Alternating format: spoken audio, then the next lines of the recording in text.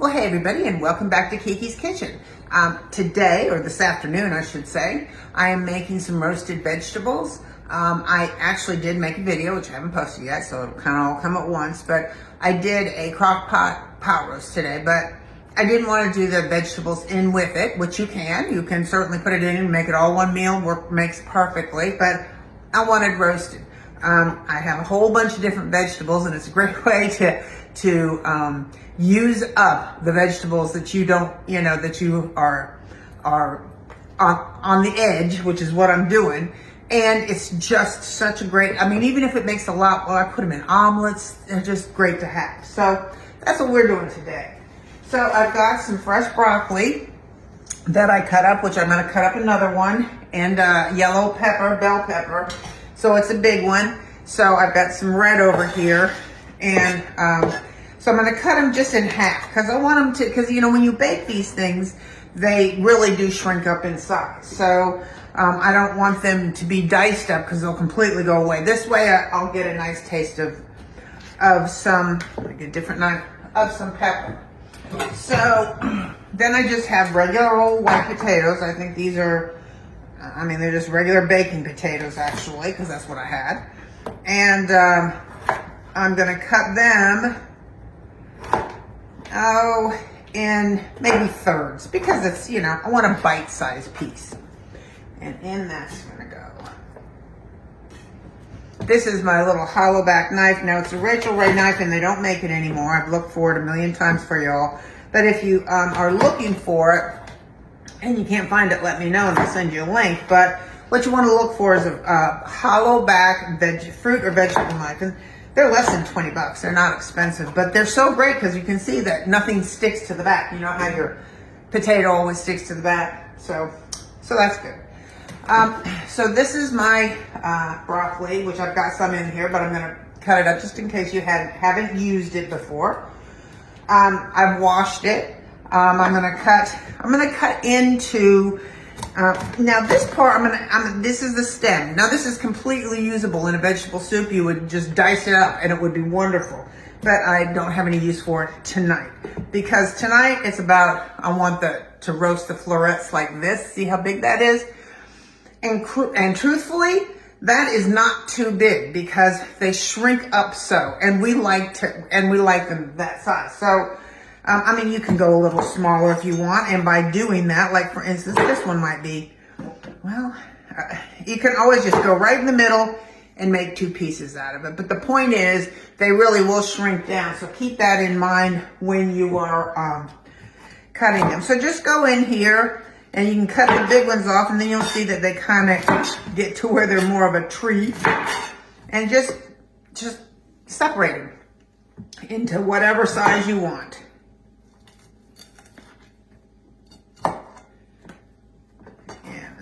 And that all looks good. And truly, I really usually do save those, but I'm in a hurry tonight. I'm not. And actually, I've got some in the freezer. We've been having, we love roasted broccoli. I'm telling you, my husband could truly eat it as a snack or a side dish in some form every night. He really could. Okay. Put all that in.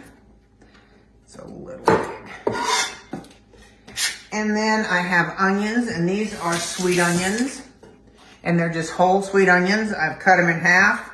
And I'm actually going to just leave them in quarters because, again, this one's kind of big, so I'm going to cut it into thirds. But, again, they shrink up a lot, and you don't want them to just go away. You want to be able to pick them up with a nice bite on your fork.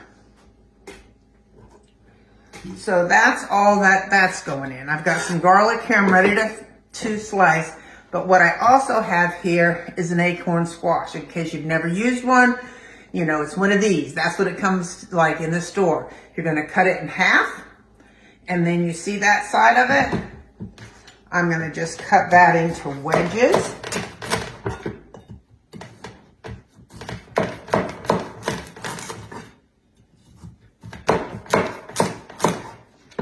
Put that aside for a moment. And I left this one in here to show you the seeds. And just take a spoon and scrape them out. And no, this is not all going down my garbage disposal. I have a little screen in the disposal that will let me run water while I clean my vegetables. So I wouldn't chance that. Mine is not nearly that powerful. And cut these.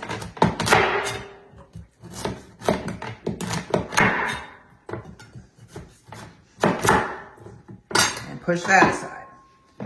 So, and carrots. I have carrots. So this is going to be more than I could have put in my crock pot anyway, as far as if I wanted all these extra vegetables, which, like I said, I use them all week long. I put them on top of salads. I mean, even though they're cold, it's still a roasted vegetable salad.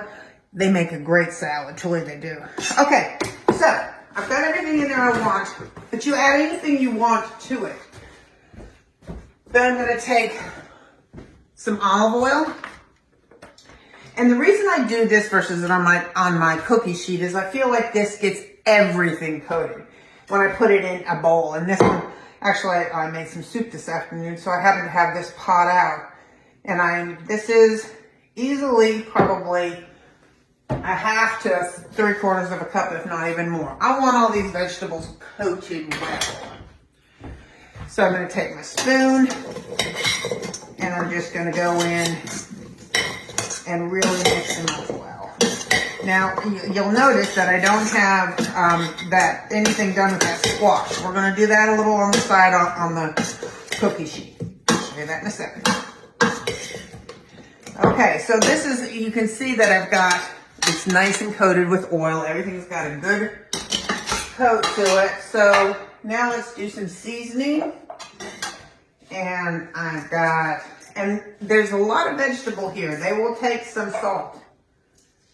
And we'll taste it once we even get it, on the cookie sheet. So this is my fresh garlic. That's what I showed you. Let's mince that up.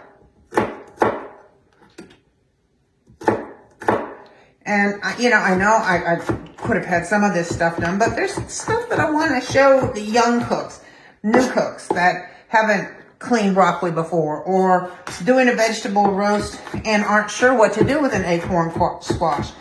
And I'm telling you, the flavor is fabulous. It's lighter than a sweet potato, and kind of like a butternut squash, but yet it has its own flavor.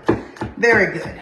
It's very good. So I am just milling this back and forth, and you can see that I've got the tip of my blade, and it stays, I need to move this hand out of the way, and it stays out of the way, and don't let that, you're not supposed to let that finger up there.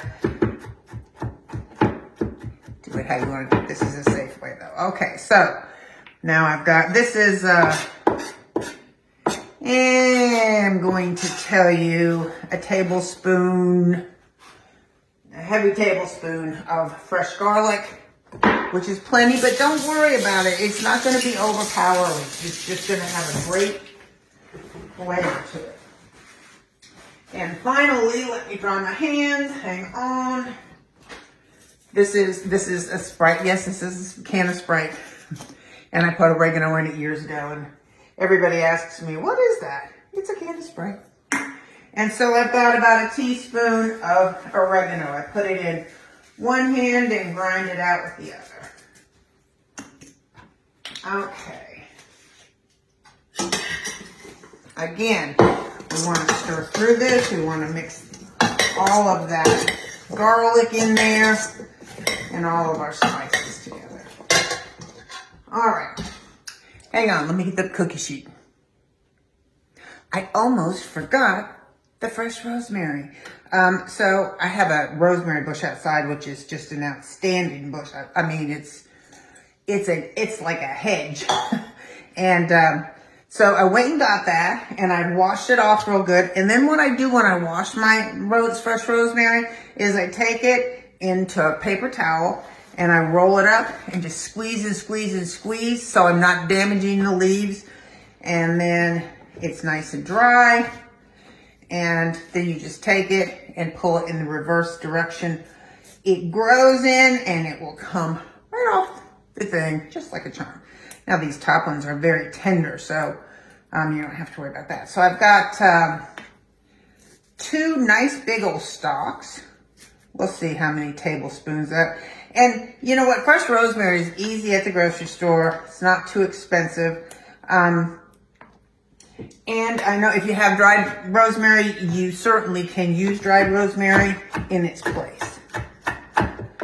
So again, when I do this, you want to take your the nose of your knife and get that finger off there, girl. And back and forth. Mill it back and forth.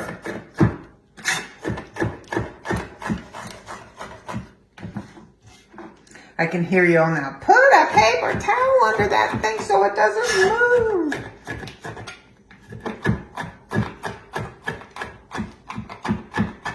There we go. That looks really good. These vegetables are so amazing with rosemary on them. We like them with rosemary. Of course, if that's not your spice, then maybe not. But we love them. Just gives them a really earthy, good flavor. All right, so I am going to take most of this and add it to this. A little bit more.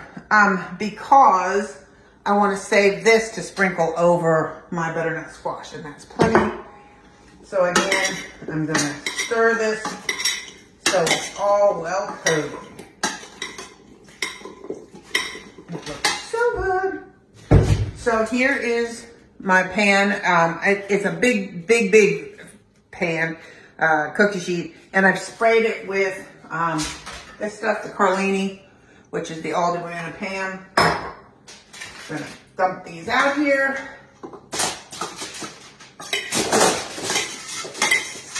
And it is truly a pretty dish too. Very pretty dish. Ta-da, I'm done. Spread it out.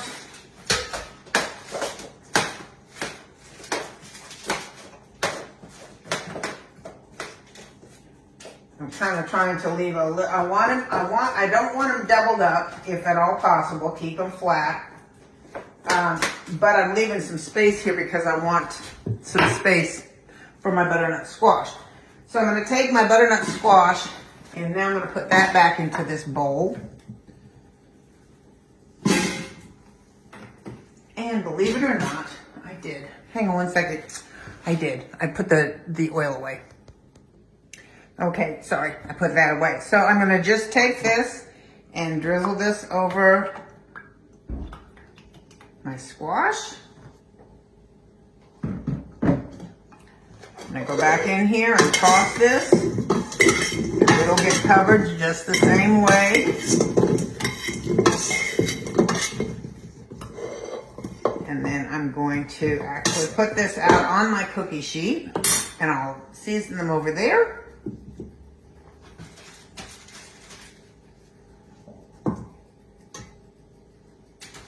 You can cut these out of the shells. You don't have to actually, I think that, never mind.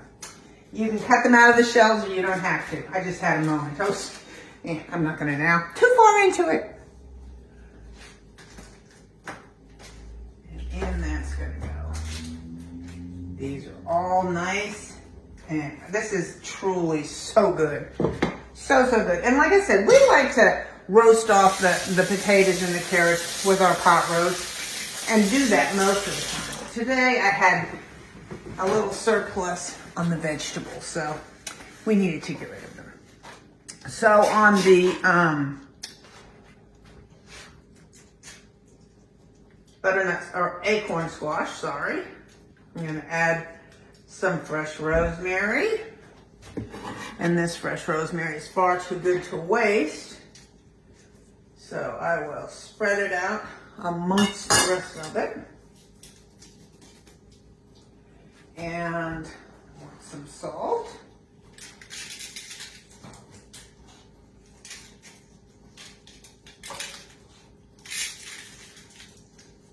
And I'll put a little out here, not much. And some pepper.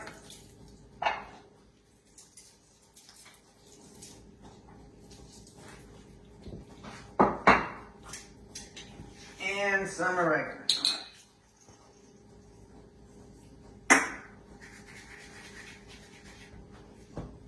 Hopefully you can see all this. I know you can't see it great, but hang on.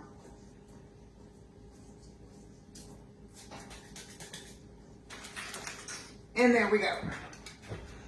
Isn't that pretty? That's so pretty. So I'm gonna put it in the oven at 400 for probably at least 40 minutes. I'll check it at 40 and see where we have to go from there. So I'll see you in about 40 minutes. Let me put this thing down and turn this, or put it on pause. Okay, so our pot roast is out of the oven, and it is just, not out of the oven, out of the crock pot, and it is falling apart tender. Our acorn squash is beautifully done, and then look at those vegetables. And like I said, we like to roast them in there, you know, with the pot roast, but we also like them to be roasted. So I'm gonna make some gravy, and this pan is, remember, we didn't put any liquid in there. Put a stick of butter and the pan juices. And to that, I'm gonna add a little red wine because, you know, if I'm making anything beef, I'm adding red wine to it usually. Not anything you have to do. And I'm gonna let that boil for, maybe 5 minutes. Or cook for maybe 5 minutes.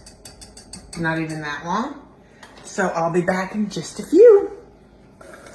Okay, this has been cooking for about 5 minutes or so. Maybe 3 to 5 minutes. And what we have in here, remember we had those pepperoncini peppers from the pot roast.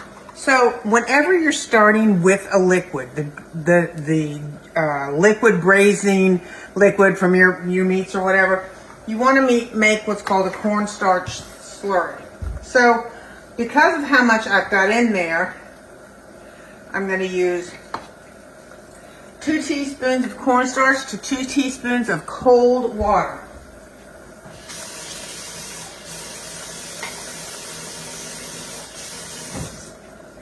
And it is going to look chunky and like that until you get that spoon down in there, and it will turn into a milk-like consistency. Get in all the edges so that you get it completely smoothed out. It should be complete liquid.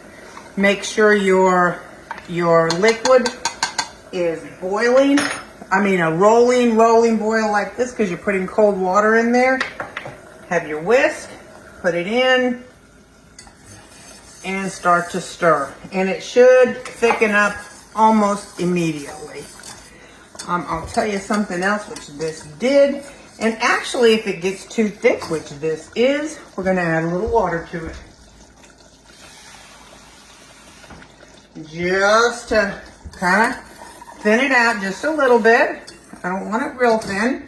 The other thing I was going to tell you, if I have some, and I do, is this. This is an old thing, old kitchen bouquet, but it makes such a nice gravy. Just a little shot of it. Just adds a little oomph. So, but that's all it is the liquid, the cornstarch. Like I said, if it's too thick, then add either more, if you have stock, that will work, or water. So I'm going to turn this off. I'm going to plate this up, and I will show you our plate, and off we'll go. Hold on. Okay, so here it is, and it is beautiful, and it is absolutely so good. Oh my gosh, I got to take a taste of this acorn with squash. I want you to see the consistency. It's just delicious. It really is. So if you have a little crock pot and want to make a little quick crock pot dinner, this is for you. Talk to you soon. Bye.